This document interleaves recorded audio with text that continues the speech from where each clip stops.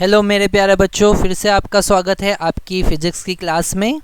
और हम पढ़ रहे हैं प्रोजेक्टाइल मोशन। और प्रोजेक्टाइल मोशन में एक बड़ा ही इंटरेस्टिंग टॉपिक होता है, it is equation of trajectory. Equation of trajectory of projectile motion.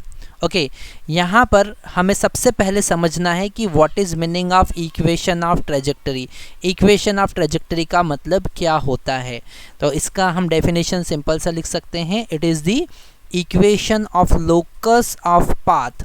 It is equation of locus of path. path के locus का equation. ओके, या फिर हम लिख सकते हैं it is the relation between x and y. हम यहाँ पर प्लेन में मूव कर रहे हैं तो x and y की बात करेंगे, नहीं तो अगर 3D में मूव करेंगे तो z भी हो जाएगा। Relation between x and y, it is the relation between x and y by eliminating t. Okay, by eliminating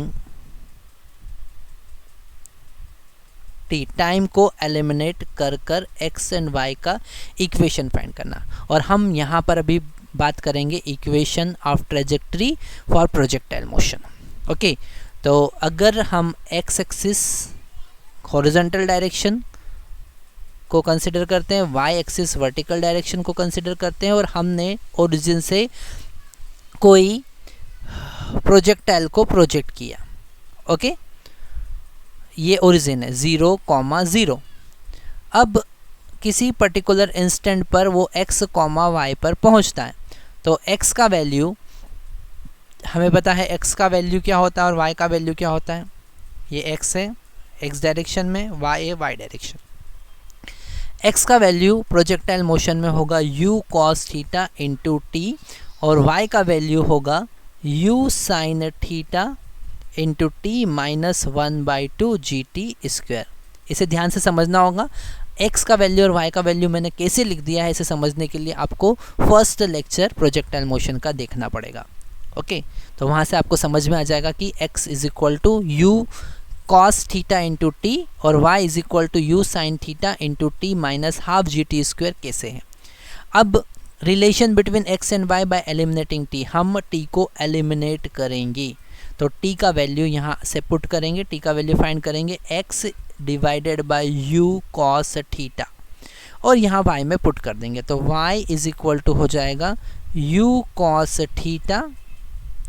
okay, हम नेक्स्ट पेज पर लिखते हैं ताकि इजीली हमको समझ में आ जाए। y इज इक्वल टू हमारे पास था u sine theta into t minus 1/2 GT square, और हमने t का वैल्यू कैलकुलेट किया x divided by u cos theta.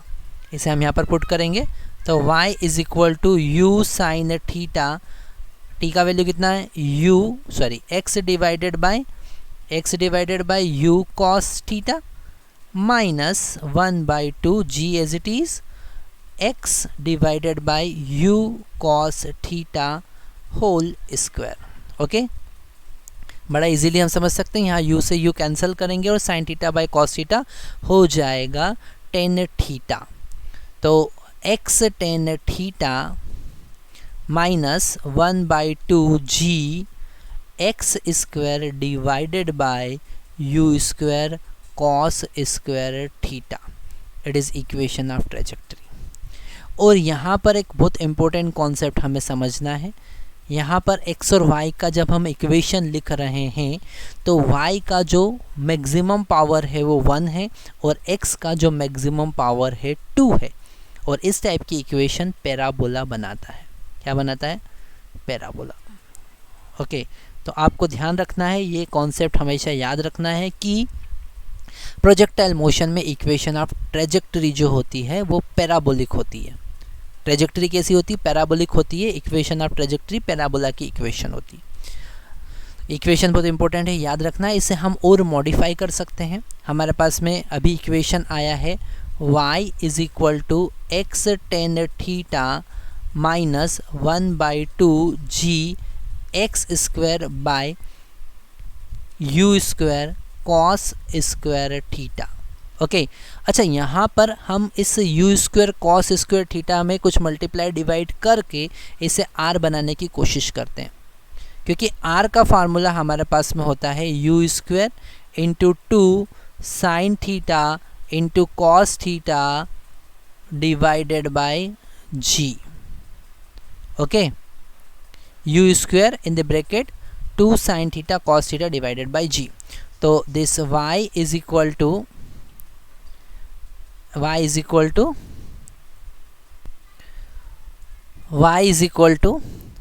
x tan theta as it is minus 1/2 g x square divided by, यहाँ cos theta, cos square theta को हम cos theta into cos theta लिखते हैं, तो u square cos theta into cos theta और sine theta का multiply और divide कर देते हैं.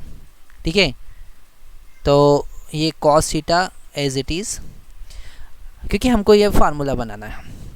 सो this y is equal to x tan theta minus x square, this sine theta by cos theta will be tan theta. So tan theta divided by this u square as it is, this 2 into sin theta into cos theta. So 2 sin theta into cos theta. Okay, और ये जो g numerator में है इसे हम यहाँ denominator के denominator में लेकर आ जाएंगे. ओके, ये रेशनल मैथमेटिक्स आपको पता होगा. तो यहाँ हमारे पास में r का फार्मूला बन गया. तो y is equal to x tan theta minus x square tan theta divided by r. यहाँ से अगर हम x tan थीटा कॉमन लेते हैं तो एक सिंपल सा इक्वेशन हमको मिलता है, x tan theta in the bracket 1 minus x by r. Okay, तो ये एक हमारे पास नया इक्वेशन मिला. ये भी बहुत इम्पोर्टेंट रिलेशन है, ये इजी है याद रखना. x tan theta in the bracket 1 minus x by r. बहुत इजीली हम इसे याद रख सकते हैं. ये थोड़ा सा फर्स्ट इक्वेशन टिपिकल है याद रखना, इतना इजीली याद नहीं रख पाएंगे हम, पर ये सेकेंड इक्वेशन ईजी है. अब इससे रिलेटेड न्यूमेरिकल कैसे हम कर सकते हैं ज़रा उसकी बात करते हैं, कैसे न्यूमेरिकल होंगे. ठीक है, एक सिंपल सा क्वेश्चन हम जनरली देखते हैं. हमारे पास में एक प्लेटफॉर्म है जहाँ पर हमने एक नोज़ल लगा रखा है, वाटर टैब लगा रखा है, जो theta is equal to 45 degree पर है और यहाँ से ऐसा वाटर प्रोजेक्ट कर रहा है. और यहाँ सामने हमने एक वर्टिकल वॉल लगा रखा है. ओके, एक वर्टिकल वॉल लगा रखा है. यहाँ पर जो वेलोसिटी है, वाटर जिस वेलोसिटी से निकल रहा है वो है u इक्वल टू 10 मीटर पर सेकेंड. थीटा 45 डिग्री है. ओके, यहाँ पर ये जो वॉल और नोज़ल के बीच का जो डिस्टेंस है इट इज़ x और it is y equal to 0. और जहाँ पर वो स्ट्राइक कर रहा है, जहाँ पर वाटर हिट कर रहा है वो है y, पोजीशन y. हमको फाइंड करना है, find position y if first case this x equal to 5 meter and second case if x equal to 25 meter. Okay, तो यहाँ पर एक्चुअली इक्वेशन की हेल्प से हमें y कैलकुलेट करना है, x गिवन है. ओके, तो यहाँ पर हमें पता है y is equal to x tan theta in the bracket 1 minus x by r होता है. ओके, अब हम सबसे पहले r कैलकुलेट करेंगे क्योंकि ये इक्वेशन ज़्यादा इजी है याद रखना और सॉल्व करना भी. तो r is equal to u square sine 2 theta divided by g होता है.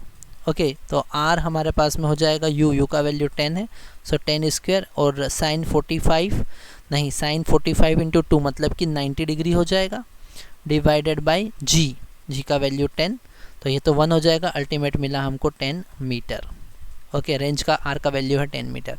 हम फर्स्ट पार्ट सॉल्व करते हैं. When x equal to 5 metre.